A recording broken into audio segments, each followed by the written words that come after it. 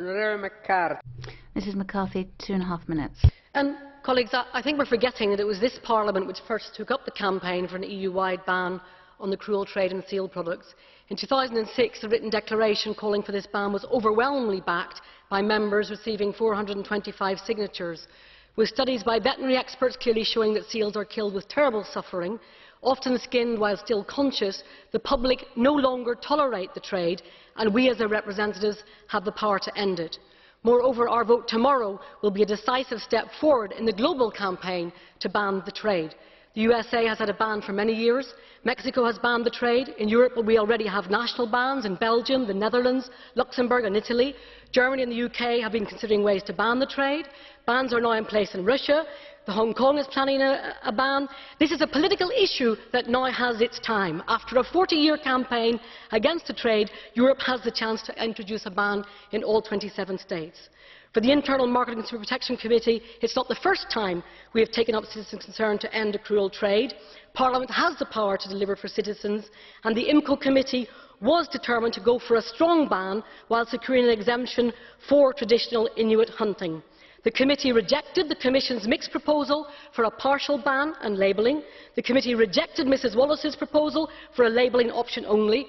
Why? Because citizens would have condemned this half-hearted gesture, which would have allowed the cruel slaughter to continue. The public have demonstrated in numerous polls across European countries that they want an end to the trade. 75% of people in the UK polled want an end, 80% in Austria, over 90% in France and the Netherlands. Even in those countries in the EU where a small amount of traditional seal hunting takes place, the trade is not supported by the public, with 70% against in Sweden. A clear majority of Canadians do not support their country's hunt.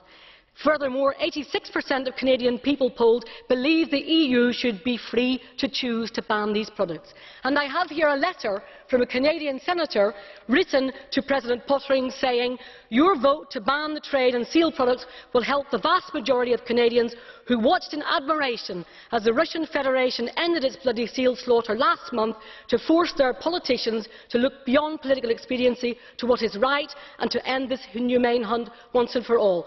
On behalf of the majority of Canadians who are opposed to the hunt, thank you for the leadership you are taking on this issue. It is much appreciated." This year, 50,000 seals have been slaughtered in the Canadian hunt compared to 220,000 last year. That means that we as citizens have now the opportunity to ban this cruel trade. I know that this will be applauded by the citizens of Europe. I hope tomorrow that the Parliament will vote to back the IMCO Committee's proposal for a ban in seal trade products. Thank you.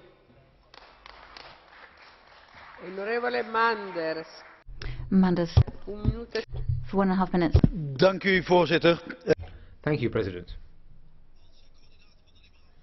As coordinator for the Liberal Group in the committee, I have of course signed this compromise.